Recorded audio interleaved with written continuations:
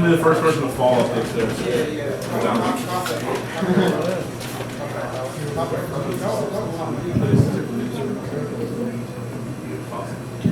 Most people probably wouldn't expect this, but I don't have the best track record with women. Yeah. Exactly, you know. I'm sure sex with me is about as appealing as a concentration camp bar mitzvah. When these clothes drop, you see hair, fat, and shame. I sweat when I eat. And basically my body is an amusement park of smells. But actually, in college, I did okay. I don't know why, maybe it was my time to shine. I was with this one girl, Kelly. She was amazing. She was hot, tall, long legs that never quit. This jet black, curly, sexy hair. We went out one night, partying, drinking. We go back to her place, and we go upstairs. Go into her room, and she basically informs me that it's her time of the month. I said, well, so? Listen, I'm a guy, and I don't get to have sex with a lot of hot women. Me having sex with hot women is basically on the same timetable that Halley's Comet orbits the solar system. So listen, sweetheart, you can peel those panties off. Even if they look like a butcher's apron, I'm diving right in.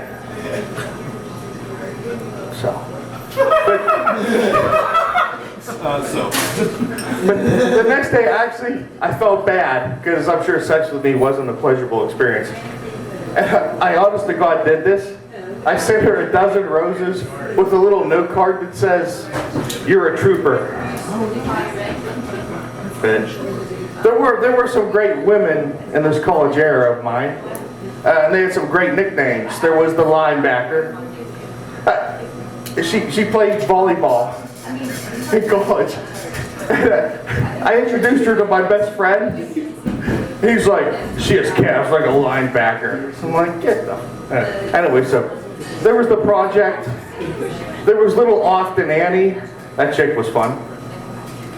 And of course, there was Xena, Warrior Girlfriend.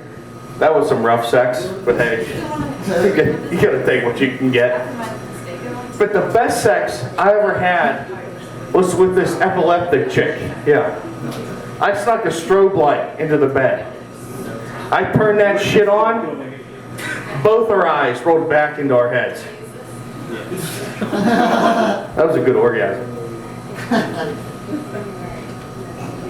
But anyway, I tell you what, I'll step away from my sexual experiences to talk about something similar. Nazis on the History Channel.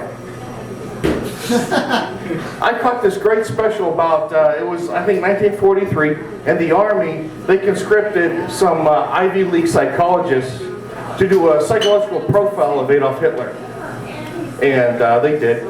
And one of the first things they noticed was Hitler, you know, in public and on film, was never intimate with Eva Braun, you know.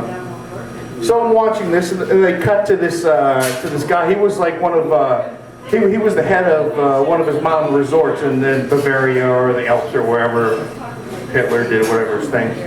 And basically, he said that, you know, they picked up on this too. So he would secretly check out Hitler's bed sheets and covers, looking for evidence of sex. And this made me think. I'm like, this would be a great fireside chat with him and his little, you know, Aryan Nation grandson. You know, his Aryan Nation grandson looks at him and says, you know, Grandpapa, were you a part of the Battle of the Bulge? And he would say, no, son, I was busy looking for Hitler's jizz rag. You know? It's like, Grandpapa, did you help Colonel Strassenberg try to assassinate Hitler? And he would say, no, son, I was on a quest to find Eva Braun's twat snot. You know? But anyway, I'm going to leave you guys with this. It's a question I've been asking myself for a while.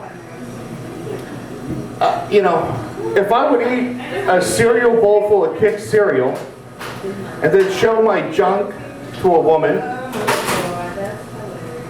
and then bang your 16-year-old daughter, would I be kid tested, mother approved?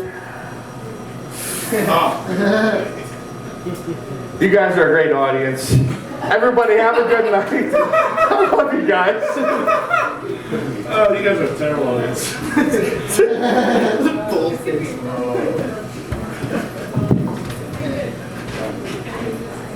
Yeah, Zach Hudak, everybody. Hates women and probably Jews too. So our next comic hosts this when I don't, but he also hosts on Sundays. And he's the best fucking hype man I've ever heard of. Let me read you. He was recently on Derek Minto's podcast, and he promoted the shows that we do on Sunday and Saturday. And here's what he said about this show to get